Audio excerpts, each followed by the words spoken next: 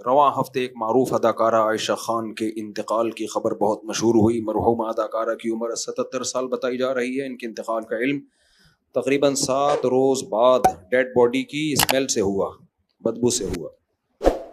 Glamour کی دنیا کی چکا چوند میں زندگی گزارنے کے بعد بڑھاپے میں کئی بیماریوں اور ٹانگ میں فریکچر جیسی تکلیف تنہائی میں گزار کر گھر میں بغیر بچوں اور رشتہ داروں کے تنہائی میں انتقال کر گئیں. اب پاکستان میں اولڈ ایج ہومز کا بڑھتا ہوا رجحان اور یہ خطرناک بڑھاپا اور زندگی کا اختتام کس کلچر کو فالو کرنے سے آ رہا ہے؟ اکثر اولادیں والدین کو چھوڑ کر باہر ملکوں میں کمانے کی خاطر نکل جاتی ہیں.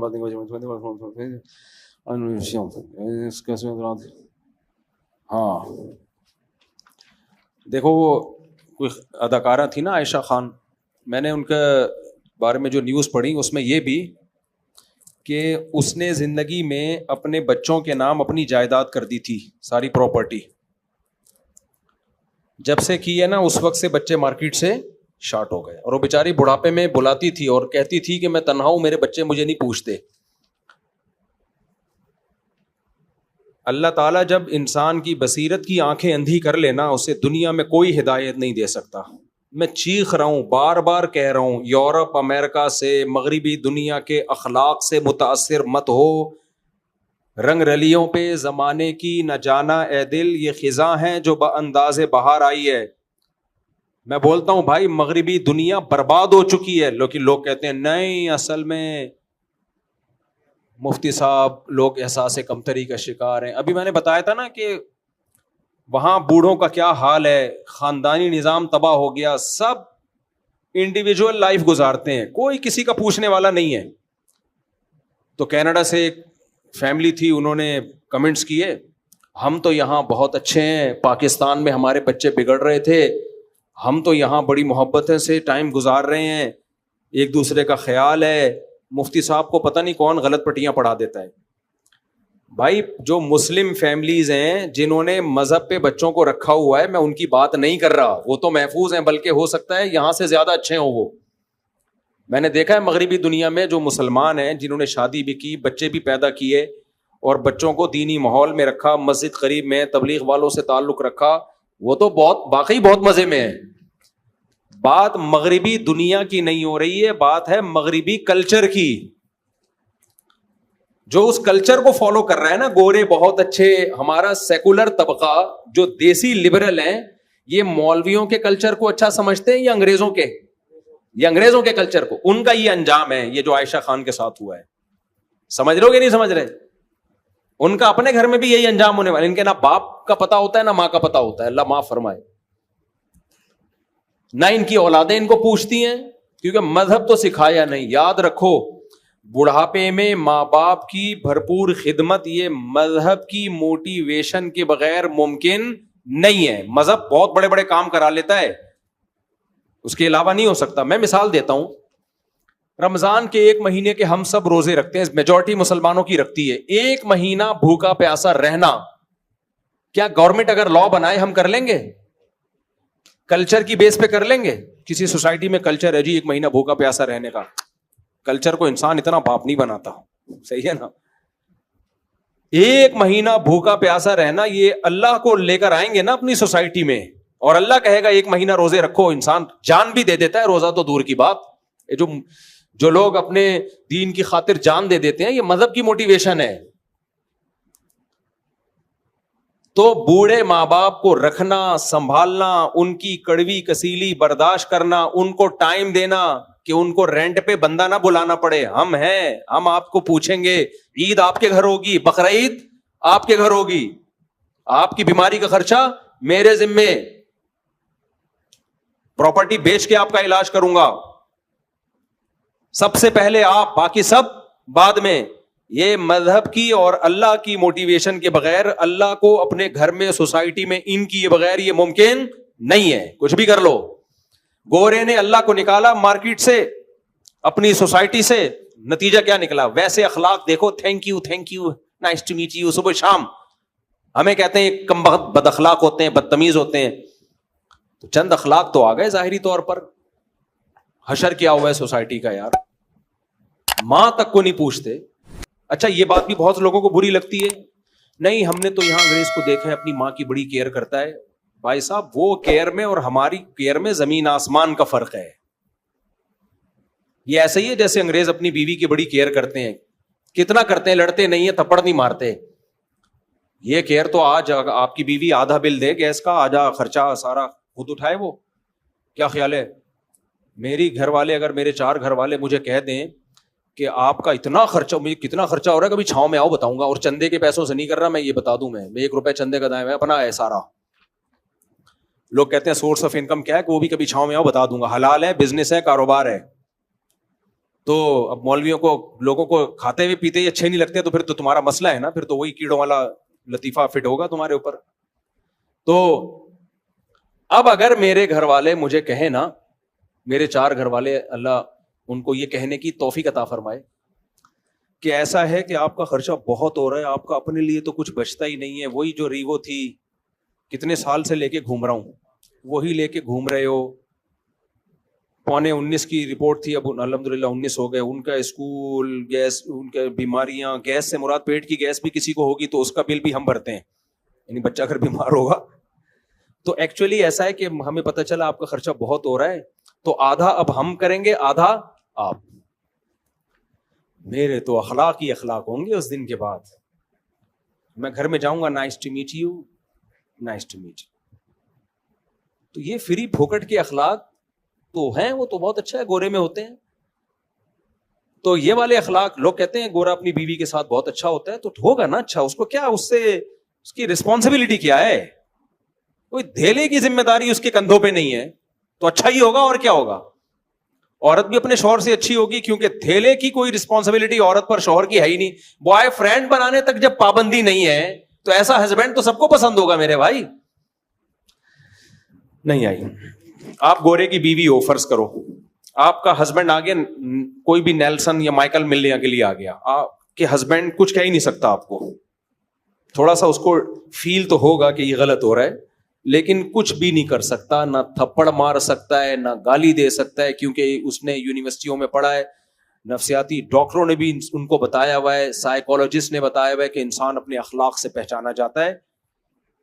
تیز آواز سے بات کرنا, جذباتی ہونا, رگے پھولنا, یہ پاکستانی جیسے جو غریب ملکوں کے لوگ ہیں جو بنیاد مرصوص پہ بس خوش ہو گئے, وہ باقی تو کچھ ہے نہیں ان کے پاس, اسی پہ ان کی اسٹیبلشمنٹ ان کو مطمئن کر دیا, چپ کر کے بیٹھے رہو آرام سے, بس اتنا کافی ہے فی الحال.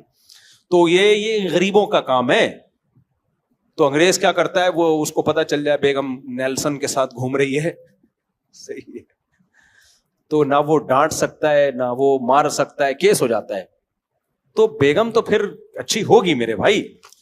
تو بات ہوتی ہے کہ جہاں رسپانسبلٹی ہو, ذمہ داریاں, ہم ذمہ داریاں اٹھاتے ہیں.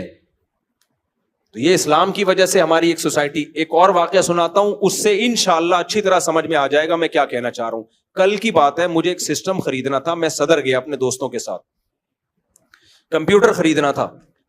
میں گیا صدر مارکیٹ میں, ایک ایل ای ڈی لینی تھی. جن سے میں نے ایل ای ڈی لی میں ان کے پاس آ کے بیٹھ گیا. کل کا واقعہ, یہ پرانا نہیں ہے.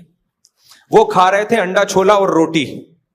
خدا کی قسم بہت دل چاہ رہا تھا کہ مجھے بھی پوچھیں, لیکن میں نے عزت پہلے, کیونکہ وہ انڈا چھولا, اور ان کو پتا یہ بھی تھا میرے ساتھ, میں ان سے بار بار کہہ رہا تھا یہ پوچھ نہیں رہے یار. ان کو لگ رہا تھا ہم مفتی صاحب کو چھولے اور انڈے اور یہ روٹی کھلائیں, یہ مفتی صاحب کی انسلٹ ہے. ان کا خیال تھا مفتی صاحب ہیں بھائی, انڈے چھولے کیا مفتی صاحب. اور میرا خدا کی قسم جو دل چاہ رہا تھا نا انڈے چھولے کھانے کا, اور وہ کھائے, اتنی دیر لگا دی انہوں نے, بھائی ہٹاؤ یار جلدی سے, میرا دل چاہ رہا ہے کھانے کا. یہ تو اب میں راز فاش کر رہا ہوں, ورنہ ان کے سامنے تو عزت سے بیٹھا. وہ کہہ رہے تھے کچھ کھانا ہے, میں نے کہا نہیں کچھ موڈ نہیں, لیکن مجھے بھوک لگ رہی تھی اور میرا انڈے چھولے, ان کو پتا ہے میں پہلے کہہ رہا تھا یار کوئی دکان دیکھو یا کوئی چھولے کی دکان ہو, تو وہ تو تھی نہیں, وہاں گئے تو وہ وہی کھا رہے تھے. خیر اب ان کو پتا چلے گا تو افسوس ہوگا, اب کیا فائدہ یار, اب کیا فائدہ. خیر تو اب گھنٹہ مجھے لگا کہ یار یہ ختم ہی نہیں کر رہے. میں ساتھ میں بیٹھا ہوا ہوں, چائے کا پوچھ رہے ہیں, یا تو پوچھیں یا کھا کے ختم کریں. اب وہ اتنی دیر ہو گئی تو میں نے کہا آپ ماشاءاللہ، پھر میں نے ویسے ہی پوچھا، میں نے کہا انکل ماشاءاللہ آپ 1 گھنٹے سے میں دیکھ رہا ہوں آپ انڈے چھولے کھا رہے ہیں، بہت اسپیڈ سلو ہے آپ کی کھانے میں. میرا خیال تھا آپ پوچھیں گے، لیکن خیر مذاق کر رہا ہوں، وہ دکان والے کہیں سیریس نہ ہو جائیں. تو انہوں نے کیا کیا، انہوں نے کہا کہ یہ میرا معذور بیٹا ہے، یہ بہت آہستہ ہے. وہ اصل میں اس معذور کو کھلا رہے تھے، معذور بیٹے کو، ایک بیٹا معذور تھا اس کو کھلا رہے تھے. تو 1.5 گھنٹہ تو لگا ہوگا، اور اس وقت تک بھی بہت چھوٹے نوالے بنا کے وہ کافی دیر تک چباتا رہتا، اس کو چباتا رہتا. پھر وہ نکلتا، معذور تھا بیچارہ ذہنی. اچھا، دکان میں جو ان کے دوسرے بھائی تھے وہ مجھے کہنے لگے مفتی صاحب یہ ہمارا اکلوتا معذور بھائی ہے، اب سب ماشاءاللہ بھائی ہیں، یہ ایک معذور ہے تو ہم اس کو بھی دکان پہ اپنے ساتھ لے آتے ہیں، اس کو ہم ہر وقت اپنے ساتھ رکھتے ہیں. باپ خدمت کر رہا ہے بیٹے کی، 1 گھنٹے سے اس کو نوالے بنا بنا کے کھلا رہا ہے. بھائی اس معذور بھائی کو ساتھ رکھ رہے ہیں کہ تھوڑا لوگوں میں بیٹھے گا، ہو سکتا ہے کچھ دماغی لیول اس کا ٹھیک ہو جائے. میں نے ان سے اسی وقت کہا، میں نے کہا خدا کی قسم یہ ظرف انگریز کے پاس بولو نہیں ہے، حالانکہ یہ کوئی بہت مذہبی گھرانہ بھی نہیں ہے. میں نے کہا میں نے باہر ملکوں میں بھی سفر کیا، وہاں معذور کے ساتھ پتہ ہے کیا ہوتا ہے، گورنمنٹ بہت اچھا سلوک کرتی ہے. جیسے ہی آپ کا بھائی بہن کوئی معذور ہے آپ گورنمنٹ سے رابطہ کرتے ہیں، بھائی کوئی انتظام کرو، وہ کوئی ملازم رکھتے ہیں. وہ اسی لیے رکھتے ہیں، ان کو پتا ہوتا ہے کہ یہاں مسلمان ہوں، خاندانی لوگ ہوں، وہ ایک الگ بات ہے، نارملی کوئی نہیں یہ پھٹیک پالتا. بھائی اولڈ ہاؤس میں جمع کراؤ، معذور خانے میں جمع کراؤ، یہاں ہی رکھنا ہے تو گورنمنٹ سے بندہ لو، گورنمنٹ کا بندہ پھر وہ بڑی ایکوریسی سے کام، اس کو تنخواہ ملتی ہے، 12 گھنٹے میں شفٹیں چینج ہوتی ہیں. یہ کیوں ہے وہاں کی گورنمنٹ اتنی اچھی؟ ضرورت ایجاد کی ماں ہے، ان کو پتا ہے کہ گورنمنٹ ان معذوروں کا خیال نہیں کرے گی، ان کا اتنا ظرف نہیں ہے کہ یہ معذوروں کا خیال کریں. ایک تو بہن بھائیوں کی تعداد بہت تھوڑی ہوتی ہے، یہاں تو 4-5 بھائی اور ابا مل کے پال رہے ہیں ایک معذور کو. ایک ہی بھائی ہوگا تو وہ تو ساری رسپانسبلٹی اس کی ہوگی، کھلائے گا بھی وہ، دکان بھی وہی چلائے گا. تو فیملی بھی ہمارے یہاں بڑی ہوتی ہے، مل کے پال لیتی ہے، جذبہ بھی ہے کھلانے پلانے کا. لوگ کہتے ہیں یہ ٹیکس چور ہیں پاکستانی، اور باہر ملکوں میں انگریز ٹیکس ٹائم پہ دیتا ہے. بھائی ہم ٹیکس چور اس وجہ سے نہیں ہے کہ ہم لالچی ہیں. اگر ہم لالچی ہوتے بقرعید پہ کروڑوں اربوں روپے کی قربانیاں نہ کر رہے ہوتے، کروڑوں اربوں روپے کی زکاتیں نہ نکال رہے ہوتے، حالانکہ وہاں تو کوئی پنشمنٹ بھی نہیں ہے. آپ اگر زکات نہ دو کوئی پوچھنے والا ہے آپ سے؟ تو اس کا مطلب ایسا نہیں ہے کہ ہم جو ہے وہ لالچی ہیں، کنجوس ہیں. غلط کرتے ہیں ٹیکس نہ دے کے، برا کرتے ہیں، دینا چاہیے ٹیکس، لیکن اس نہ دینے کی وجہ کوئی اور ہے، کنجوسی نہیں ہے. کنجوس ہوتے تو اپنے ماں باپ کو نہ کھلاتے، ایک آدمی بیوی بچوں کا خرچہ نہ اٹھاتا. ایک بھائیوں کو میں دیکھتا ہوں، بہنوں کو بھی خرچہ اٹھا رہا ہے، ماں باپ کا بھی خرچہ اٹھا رہا ہے، کما کے بھیج رہا ہے، آدھا ہو گیا وہ. یہ کنجوس لوگ تھوڑی ایسا کرتے ہیں. تو اب آپ کو سمجھ میں آیا کہ مذہب ہے نا سوسائٹی میں تو معذور کو پال رہے ہیں. میں نے ان کے والد کو اور حوصلہ دلایا، میں نے کہا یہ آپ کی جنت ہے، یہ بیٹا کیا ہے آپ کی جنت ہے، کیونکہ اس کو صرف اللہ کے لیے پال رہے ہو، باقیوں سے تو امیدیں کما کے دیں گے. یہ کس کے لیے بھائی؟ اللہ کے لیے، آزمائش ہے. تو اس لیے یہ تو جنت ہے آپ کی. کتنی میں نے ہمت ہوئی یار، 1-1.5 گھنٹے سے نکمے بنا، ہم تھک جائے آدمی بھائی. تو یہی خدمت ماں باپ کی بھی لوگ کر رہے ہوتے ہیں، بوڑھی ماں کی بھی کر رہے ہوتے ہیں. تو مولویوں کو برا بھلا کہتے رہتے ہیں سیکولر لوگ، تو ان کا اپنا بڑھاپا کیا ہوتا ہے. اور یہ جو سیلیبریٹیز ہیں نا، جو فنکار، اداکار، گلوکار، ان سے تو عبرت حاصل کرو میرے بھائی، پناہ ماں. ان کی چمک دھمک آپ کو تھوڑی دیر کے لیے ٹی وی پہ نظر آتی ہے، بس اسٹیج پہ جب ایوارڈ دینے کے لیے بلایا جاتا ہے، ورنہ ان کی حقیقی زندگی میں سکون نہیں ہے. اور جو فنکار اداکار ہوتے ہیں ان کو تو آگے بڑھاپا نظر آ رہا ہوتا ہے. ان کی عزت ہے فٹنس کی بیس پہ، خوبصورتی ختم، عزت ختم. ہاں ایوارڈ میں کوئی بلایا جائے ایوارڈ دینے کے لیے کہ آپ نے بڑی اچھی، تھوڑی دیر کی ہوتی ہے عزت. ورنہ جو اس فیلڈ کے لوگ ہیں نا، ہمارا ان سے بھی ریلیشن ہے، وہ بتاتے ہیں کہ اس فیلڈ کا بڑھاپا بہت خطرناک، ترستے ہیں عزت کو. تو یہ جو اس فنکارہ کے ساتھ ہوا، مسلمان تھی، اللہ مغفرت کرے، ان کی اولاد کو اللہ ہدایت دے، لیکن یہی وہ عیب ہے اور یہی وہ کلچر ہے جو ہم باہر کی دنیا سے لے رہے ہیں. دیکھو آخری بات، بس 2 جملوں میں اپنی بات کو ختم کرتا ہوں. لوگ مجھے کہتے ہیں مفتی صاحب شادیوں پہ بہت بیان کرتے ہیں، شادیوں پہ بہت، ہر تھوڑی دیر میں شادی پہ آ جاتے ہیں، بچے پیدا کرو، کوئی اور کام نہیں ہے آپ کا؟ دیکھو علامہ ابن تیمیہ رحمہ اللہ کا قول ہے، کہ اگر تمہیں سمجھ میں نہ آ رہا ہو نا تمہارا سب سے بڑا دشمن کون ہے, تو اپنے دشمن کے تیروں کا تمہارا سب سے بڑا دوست کون ہے, تو اپنے دشمن کے تیروں کا رخ دیکھ لو کس کی طرف ہے. تمہارا دشمن کا جو سب سے بڑا دشمن ہے وہی تمہارا سب سے بڑا دوست ہے. اسی طرح یاد رکھو کہ دشمن کی انویسٹمنٹ کس چیز پہ سب سے زیادہ ہو رہی ہے. آپ کو معلوم ہے مغربی دنیا کیا ہماری نماز روزے سے ناخوش ہے؟ بولو. کبھی آپ نے دیکھا کہ جو اسلام دشمن عناصر ہیں کبھی حج کے خلاف انہوں نے آواز اٹھائی ہو کہ حج بین ہونا چاہیے؟ کبھی سنا آپ نے کہ اربوں روپے خرچ کر رہے ہو یار یہ حج کا سیٹ اپ ختم کرو؟ نہ. کبھی آپ نے سنا کہ یار یہ جو مسجدیں پھیلتی چلی جا رہی ہیں بند ہونی چاہیے؟ کبھی سنا؟ یورپ امریکہ میں جتنی چاہیں مسجدیں بنا لیں آپ, لیگل وے میں چلیں, کوئی پابندی نہیں ہے.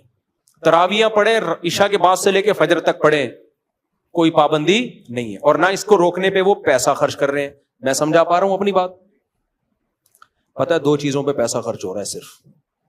اسلام کے خلاف نہیں ہے وہ لوگ, اسلام کی دو چیزوں کے خلاف ہیں, اسلام کے خلاف نہیں. اور یہ دو چیزیں اگر ان کو اسلام کے علاوہ کہیں اور نظر آئیں تو اس کے بھی خلاف ہیں. پھر وہ اگر یہ ہندو میں ہوں گی وہ اس کے بھی خلاف ہوں گے. دو چیزوں کے خلاف ہے. نمبر ایک, وہ کہتے ہیں یہ جو بینکاری ہے نا سودی ہونی چاہیے. اسلام کا جو انویسٹمنٹ کا اور انکم کا جو سسٹم ہے نا یہ اسلام کا نہیں ہونا چاہیے, کیونکہ اسلام نے سود پہ پابندی لگائی, اس سے دولت چند ہاتھوں میں مرتکز ہوتی ہے. حضرت مفتی تقی عثمانی صاحب پر جو امریکہ میں پابندی لگی ہے وہ پتہ ہے کس بیس پہ لگی ہے؟ اسلامک بینکنگ کی بیس پہ. یہودیوں نے بولا کہ یہ اسلامک بینکنگ کو پروموٹ کر رہے ہیں, اس سے ہماری دکان بیٹھ جائے گی. اور مجھے افسوس ہوتا ہے جب میں مفتی تقی عثمانی صاحب کے خلاف کلپ دیکھتا ہوں نا کہ معاذ اللہ سود خور ہیں یہ, انہوں نے سود پہ حلال کا لیبل لگا کے کھا گئے. یہودی سے جا کے پوچھو مفتی تقی صاحب نے یہودیوں کو کتنا نقصان پہنچایا ہے. انہوں نے مفتی تقی صاحب کو امریکہ میں بین کروا دیا. پوری کتاب چھپی ہے انگلش میں یہودیوں کی مفتی تقی عثمانی صاحب کے خلاف. اس بیس پہ پابندی لگی ہے اور ہمارے لوگ انہی کے خلاف بول رہے ہیں. تو دوسری چیز جس پہ اس سے بھی زیادہ پیسہ خرچ ہوتا ہے, پہلا وہ چاہتے ہیں اکنامکلی, جو اکنامکس ہے نا, جو معیشت ہے وہ ان کے اصولوں پہ چلے, وہ اسلامی اصولوں پہ نہیں, کیونکہ اسلامی اصولوں پہ چلے گی دولت کی تقسیم منصفانہ ہو جائے گی. ایک مثال دیتا ہوں میں. اسلام کہتا ہے آپ نے 1 کروڑ روپے انویسٹ کیے, اسے جو پروفٹ ہوگا پرسنٹیج کے حساب سے تقسیم ہوگا, اور نقصان ہوا تو انویسٹر کا نقصان ہوگا. یہی ہے کہ نہیں ہے؟ یار مجھے بتاؤ نا, میں نے 100 بکرے خرید کے ایک غریب کو دے دیے, پیسہ لگایا کہ یہ بیچ مارکیٹ میں, وہ بکرے مر گئے, نقصان کس کا ہے؟ میرا. اس کا کوئی نقصان نہیں ہے, اس کی محنت ضائع ہو گئی, بس یہ نقصان ہے. یہ منصفانہ تقسیم ہے کہ بیچارے کے پاس پہلے ہی پیسہ نہیں تھا, لاس بھی اس پہ ڈال دو, اس کا تو دیوالیہ ہو گیا. اب یہ اگر اسلامی طریقے سے ہو تو مزاربت کی بیس پہ ہوگا. بھائی میرا پیسہ ہے, محنت تیری ہے, پروفٹ پرسنٹیج کے, جتنا پروفٹ ہوگا تیری پرسنٹیج بھی بڑھے گی اس میں. اب ہو کیا رہا ہے, میں اگر سود کی بیس پہ دوں تجھے بکرے خریدنے 1 کروڑ روپے, میں نے تجھے لون دیا. کیا دیا؟ قرضہ. یہ لون تو نے نفع کے ساتھ لوٹانا ہے. اس نے لون کے بکرے خریدے, بکرے مر گئے, اس نے مجھے سود بھی دینا ہے, اور وہ 1 کروڑ کہاں سے دے گا وہ؟ تو اس سے کیا نقصان ہوتا ہے سودی نظام سے؟ غریب کا بیڑا, یار غرق تو بول دو نا, اس میں کیا جا رہے ہیں آپ؟ بیڑا غرق کروا تھوڑی رہے ہیں, آپ سے بلوا رہے ہیں کہ ایسا ہوتا ہے بیڑا غرق. تو کبھی بھی تبھی آپ دیکھو یہ تاجر لوگ ہم سے زیادہ تر تاجر نماز کے مسئلے پوچھیں گے, زکوٰۃ کے مسئلے پوچھیں گے, قربانی کے پوچھیں گے, تجارت کے بہت کم پوچھتے ہیں. میں نے ایک دفعہ پنجاب میں کوئی تاجروں سے بات کی کہ میں ایک ورکشاپ کروانا چاہتا ہوں تجارت کے شرعی مسائل پر, ہم تاجروں کو ٹریننگ دیں گے کہ شرعی لحاظ سے تجارت کب جائز ہوتی ہے کب ناجائز. آج تک وہ دن نہیں آیا. کہہ رہے ہیں تاجر لوگ آمادہ ہی نہیں ہوتے اس پہ. میں نے کہا ان کو بولو ڈرو مت, ہم کوئی آپ کے تجارت بند نہیں کر. ان کو ڈر لگتا ہے یار یہ حرام چیزوں پر ہم کو کھائیں گے کہاں سے ہم. میں نے کہا شریعت میں متبادل ہے, جائز متبادل. تو سب سے زیادہ وہ کوشش کس پہ کرتے ہیں؟ معاشی نظام ان کا چلے, کیونکہ پیسہ ان کی مرضی کے لوگوں کے ہاتھ میں آئے. دوسری چیز جس پہ اس سے بھی زیادہ انویسٹمنٹ ہے وہ آپ کا فیملی سسٹم تباہ کرنا. بات سمجھ میں آ رہی ہے کہ نہیں آ رہی ہے؟ اب اس کے لیے انہوں نے لیبل اچھے اچھے لگائے. اگر وہ ایسے کہتے کہ زنا کو معاشرے میں عام کرو, خاندانی نظام کو تباہ کرو, تو ہم مان لیتے؟ بولو نا, مان لیتے ہیں. جب کوئی چرسی کسی کو چرس پلاتا ہے تو یہ کہتا ہے میں چاہتا ہوں جیسا میں برباد ہو گیا ہیروئن پی کے میری ہڈیاں نکل آئیں, تو بھی ہڈیاں نکال, تو بھی مر, تیرا پروگرام جائے گا ور. کیسا شعر کہا میں نے. تو پیے گا ہیروئن, وہ آئے گا کہ ہم تو ڈوبے ہیں صنم, تم کو بھی لے ڈوبیں گے. وہ آئے گا لگا کے دے, خدا کی قسم ایسا مزہ آئے گا, مزہ نہ آئے پیسے واپس. آپ اس کو بولے تیری تو ہڈیاں نکل گئیں. ابے یہ ہڈیاں نہیں ہیں, لائف کو انجوائے کرنا اسی کو تو کہتے ہیں. اور تو اتنا نہ پینا کہ ہڈیاں نکل آئیں. تو وہ اچھے لیبل لگائے گا. تو اب مقصد تھا خاندانی نظام کو تباہ اور برباد, کیونکہ ہمارا مذہب اگر محفوظ ہے نا, ہم مسلمان ہیں بھائی, یہ سوسائٹی ہے نا, سوسائٹی سے نکلنا آسان تھوڑی ہوتا ہے. تو اس خول سے نکالا جائے, اس کے لیے انہوں نے مردوں سے زیادہ محنت کی عورت پہ. بے حیائی مردوں سے نہیں پھیلتی, مرد ہمیشہ سے ٹھرکی تھے, ٹھرکی ہیں, ٹھرکی رہیں گے, سوائے چند فیصد لوگوں کے. مرد کو جب عورت فری میں ملتی ہے, تہجد گزار ہوگا, نیک ہوگا, وہ جائے گا کہے گا توبہ کر لوں گا بعد میں, ایک دفعہ ٹھڑک پوری کرو. اللہ ماشاءاللہ بہت کم لوگ یوسف علیہ السلام جیسے, اور جو 7 آدمی عرش کے سائے میں ہوں گے جن کو عورت دعوت دے اور وہ زنا سے بچ جائیں, ایسے لوگ مارکیٹ میں کیا ہوتے ہیں, شارٹ. عورت کی طبیعت میں اتنی ٹھڑک نہیں ہوتی, اس کی طبیعت میں حیا ہے. وہ چاہتی ہے بھائی میں اپنے شوہر کے حوالے اپنے آپ کو کروں گی, میرا شوہر ہو, میرے بچوں کا باپ ہو, مجھے خاندان ملے, مجھے سوسائٹی ملے, مجھے عزت ملے, جیسے میری ماں کو ملی تھی, میری دادی کو ملی تھی. ایسے ہی تھوڑی کوئی بھی آ جائے میرے پاس. تو انگریز نے سوچا کہ محنت مرد پہ نہیں کرنی, کس پہ کرنی ہے, عورت پہ. کس پہ کرنی ہے بھائی, اور عورت کا بیڑا غرق کرنا ہے. تو اس کو کہا کہ آزادی, کیا اس کو سکھایا, پردے سے آزاد ہو جاؤ, بس اتنا کافی ہے. گھر کی 4 دیواری سے آزاد, جاب کرنا جیسے تمہارا حق ہے, جیسے تمہارے شوہر کا حق ہے, تمہارا بھی حق ہے. ابے جاب کرنا حق نہیں ہوتا, کمبختوں ذمہ داری ہوتی ہے. تم کمبختوں یہ ذمہ داری کو کیا کہہ رہے ہو, حق ہے. بے وقوفوں والی بات ہے یار, میں کما رہا ہوں, یہ میرا حق نہیں ہے, میری ذمہ داری ہے. اگر آپ مجھے ذمہ داری سے ہٹا دیں گے میری تو عیاشی بڑھے گی. واہ بھائی واہ. اسلام نے عورت کو آزادی دی تھی کہ تم جاب کی پابندیوں سے آزاد ہو, تمہارے شوہر کی ذمہ داری ہے جاب کرنا. اس کو بول دیا کہ تم آزاد ہو, جاب کرو. ابھی ایک لبرل انٹی کا بیان آیا, بڑا خاندانی بیان کیا. اس نے کہا ہمیں الو بنایا گیا ہے کہ جاب کرنے میں ہم آزاد ہیں. کہہ رہے ہیں آزاد نہیں, ہم تو اور مصیبت میں آ گئے. ہم جاب کر کے کمبخت سسرال کو بھی کھلا رہے ہیں, بچہ بھی پال رہے ہیں, اور گھر بھی ہم سنبھال رہے ہیں, اور میاں صرف ایک جاب کر رہا ہے. ہمارا تو بیڑا غرق ہو گیا. تو عورت کو آزاد کیا, شوہر سے آزاد, بھائی سے آزاد, باپ سے آزاد. اس کو دفتر میں جا کے باس کا غلام بنا دیا, جہازوں میں ایئر ہوسٹس کو کمپنیوں کا غلام بنا دیا. مجھے سب سے زیادہ ترس ایئر ہوسٹس پہ آتا ہے. کل میں ایک ویڈیو دیکھ رہا تھا, میں نے گھر والوں کو کہا, وہ ہم جہازوں کی ویڈیو دیکھنے کا مجھے بڑا شوق ہے کہ جو ہوتے ہیں نا جہاز کریش کیسے ہوئے یا کیسے بنتے ہیں. تو میں نے کہا یہ ہم جاتے ہیں نا کبھی لمبے روٹ پہ, امریکہ جا رہے ہیں تو 18-20 گھنٹوں کی فلائٹیں ہو جاتی ہیں. اس میں ایئر ہوسٹس کی ڈیوٹی 6 گھنٹے 8 گھنٹے 8 گھنٹے تک اس کی پیشانی پر لکیر آنے پر گورنمنٹ کی طرف سے پابندی ہے. نہیں آئی میرا خیال ہے بات, اس پر پابندی ہے کہ 8 گھنٹے میں ایک دفعہ آپ کی پیشانی پر, یہ نہیں آپ اس کو 100 دفعہ بٹن دباؤ نا, یہ چاہیے وہ چاہیے, یہ نہیں, یوں نہیں ہوگا, ایسے نہیں, وہ ایسے ہی. تھینک یو, شکریہ, تھینک یو. ابے خدا کی قسم بہت مشکل ہے یہ تھینک یو. آدمی کا دل چاہتا ہے رکھ کے چماٹ لگائے. بعض کسٹمر ایسے ہوتے ہیں, یار ابھی چائے پیتی ہے, ابھی پانی منگوا رہے ہو, ایک دفعہ منگواؤ نا. گھر میں تو بول دے گی بیوی, انڈے لینے بھیجا تھا, ڈبل روٹی اٹھا کے لے آئے. لیکن ایئر ہوسٹس نہیں کہہ سکتی. یہی ایئر ہوسٹس کسی مالدار کی بیوی ہوتی جو اس سے ڈبل مالدار ہوتا, وہ اس کو یہ ساری سہولتیں گھر میں اس سے ڈبل دے رہا ہوتا اور ڈانٹے بھی سن رہا ہوتا. لیکن مالدار کو دوسری شادی سے بولو نا روک. وہ کروڑ پتی ارب پتی آدمی میرے دوسری شادی کے بیان پہ اعتراض کر رہا ہوگا, بھائی تو ایئر ہوسٹس سے شادی کر, جتنی اس کی تنخواہ ہے 10 لاکھ تنخواہ ہے تو 20 لاکھ دے اس کو. ایسے ایک کروڑ پتی ہیں, لیکن اس کروڑ پتی کو سمجھا دیا شادیاں وادیاں کرنا بری بات ہے, وہ بھی عیاشی میں لگا ہوا ہے. خیر, تو عورت کو بے پردگی کرا دی اس سے خاندانی نظام تباہ ہو گیا. پھر عورت کو کہا تم بچہ پیدا کرنے کی مشین نہیں ہو. اگر ہو بھی گئی نا شادی, اب اسے نسل بنانے سے روکا جا رہا ہے. حالانکہ اولاد گفٹ, یہ ایسے ہی ہے جیسے آپ کے گھر میں نوٹ چھاپنے کی مشین آ جائے, تو آپ بولو گے کہ میں نوٹ چھاپنے کی مشین مجھے نہیں چاہیے ہے؟ بھائی وہ نوٹ چھاپ رہی ہے. عورت پیدا وہ گدے گھوڑے نہیں پیدا کر رہی, وہ انسان پیدا کر رہی ہے, بیٹے بیٹیاں پیدا کر رہی ہے. تو یہ تو مشین بہت اچھی مشین ہے بھائی. زمین آلو پیاز ٹماٹر پیدا کرتی ہے, کسان کے دل میں قدر ہوتی ہے. اور یہ کون پیدا کر رہی ہے؟ انسان. کوئی سائنٹسٹ بنے گا, کوئی فوج میں جائے گا, کوئی تاجر بنے گا, یہ انسانوں کو پیدا کر رہی ہے. تو اس کو یہ سکھا دیا ہم بچے پیدا کرنے کی مشین نہیں ہے. اس سے اس کی تنہائیاں. عورت کا سب سے بڑا سرمایہ دیکھو, کوئی عورت کو عزت دے نہ دے, اسلام, کلچر, فیملی پابند, یعنی اخلاقیات کیا کہتی ہیں, ماں سے بڑا حق آپ پر کسی کا نہیں ہے.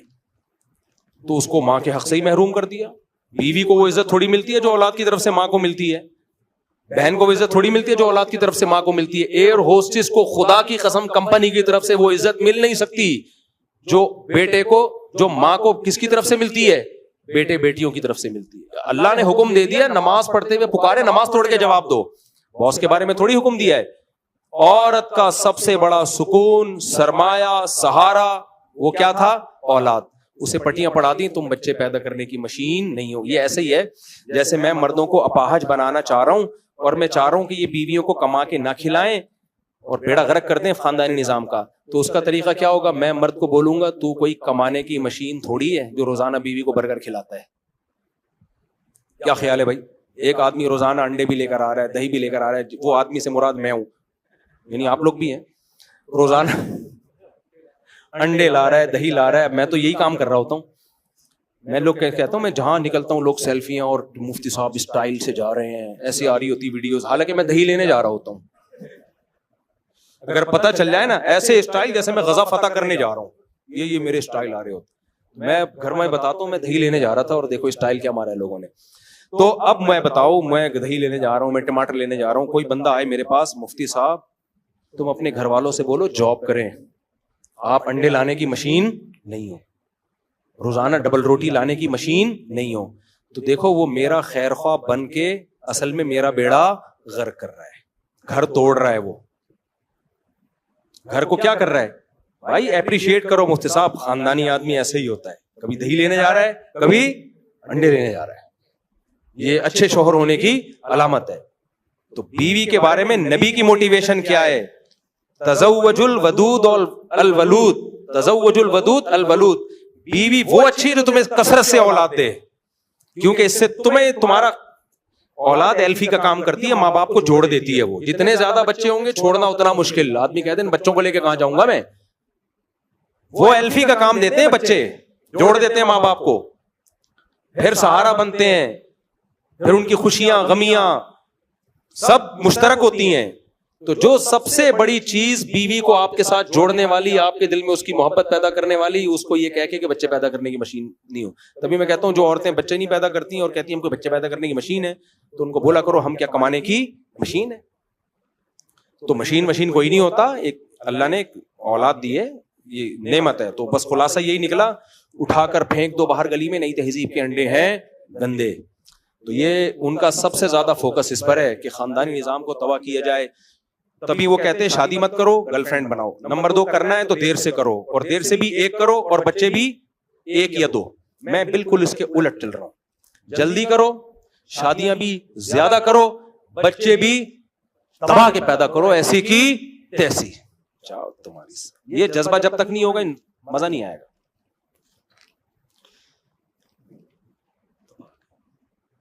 لوگ کہتے ہیں بگڑ جائیں گے, 2-4 اسپیئر میں بگڑنے کے لیے اتنے پیدا کرو کہ بگڑ بھی جائے نا, 2-4 تو کام کے نکلیں گے نا. ایک ہی انڈا وہ بھی گندا. ایسے لوگ ہیں, 2 بچے ان کی بیچارے عائشہ خان کے تو میرے خیال ہے 2 بچے تھے, 2 بچے تھے, انہوں نے چھوڑ دیا. اور پھر یہ 2 آپ کے کتنے 4 ہیں. میرے سامنے ادھر کنارے پہ بیٹھا کریں, بیان میں کنارے پہ بیٹھا, بہت غصہ. مفتی صاحب آپ نے ہاں کوئی صحت کا ایشو ہو تو وقفہ کرنے میں کوئی حرج نہیں ہے، شرعاً جائز ہے بھائی، صحت کی وجہ سے کہ بھائی اگر 2-3 بچے ہو جائیں، ذرا 1-2 سال وقفہ کر لیں، 2 سال وقفہ کر لیں، اس میں کوئی وہ شرعاً جائز ہے، ہم وقفے کے خلاف نہیں ہیں، ہم اس وقفے کے